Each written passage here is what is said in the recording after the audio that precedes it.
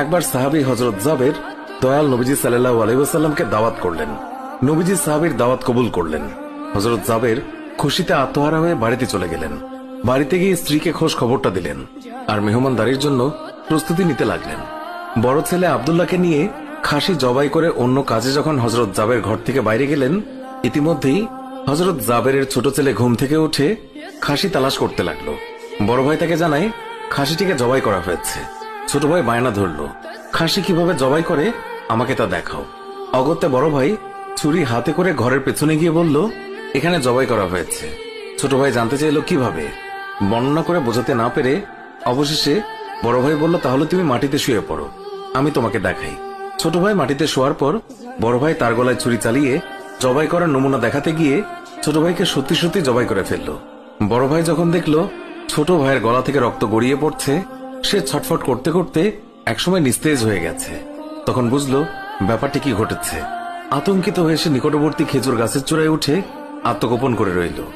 এদিকে হযরত জাবের পুত্রদের খোঁজে বাড়ির পেছনে এসে ছোট ছেলের অবস্থা দেখে থমকে গেলেন। অতঃপর তাকে বুকে করে স্ত্রীর কাছে গিয়ে বললেন, তাড়াতাড়ি একটি কম্বল নিয়ে এসো, বাচ্চাটিকে শুইয়ে দিই। স্ত্রী রক্তমাখা সন্তানের লাশ দেখে চিৎকার করে কাঁদতে লাগলেন। কিন্তু স্বামী হযরত জাবের তাকে সান্ত্বনা দিয়ে বললেন, আজ আমাদের শোক প্রকাশ করার দিন নয়, আজ দুঃখ দেখলে নবীজিও দুঃখিত হবেন। অতএব ধৈর্য ধারণ করো, কষ্ট করে হলেও মুখে হাসি ফুটিয়ে তোলো। তারপর তারা দুজনে মিলে ছোট ছেলেকে কম্বলে মুড়ে রান্নাঘরের পেছনে রেখে আসলেন। স্ত্রী রান্নার কাজে মন দিলেন। হযরত জাবের বের হলেন বড় পুত্র আব্দুল্লাহর খোঁজে। বাড়ির পেছনে গিয়ে ছেলের নাম ধরে জোরে ডাক দিলেন। গাছের উপর আত্মগোপন করে বড় ছেলে সব ঘটনা প্রত্যক্ষ করছিল আর ভয়ে কাঁপছিল। পিতার ডাক শুনে ভাবল, এখন পালাতে না পারলে আব্বার হাতে ধরা পড়তে হবে। ধরা পড়লে আর রক্ষা থাকবে না।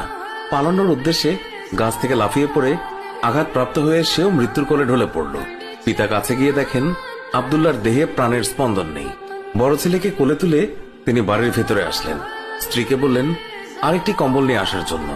বড় ছেলের এই অবস্থা দেখে দরদিমা পুনরায় আর্তনাদ করে উঠলেন।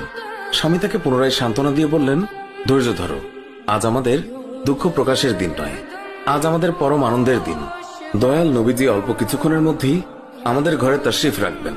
তারপর দুজনে মিলে বড় ছেলের লাশ ও কম্বলে মুড়ে ছোট ছেলের লাশের পাশে রাখলেন। স্বামী স্ত্রী তাদের চোখের পানি মুছে মুখে হাসি ফুটিয়ে তুললেন। হযরত জাবের বাড়ির সামনে দাঁড়িয়ে নবীজির আগমনের অপেক্ষা করতে লাগলেন।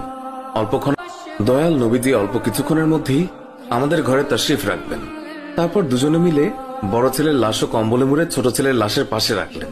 স্বামী স্ত্রী তাদের চোখের পানি মুছে মুখে হাসি ফুটিয়ে তুললেন। হযরত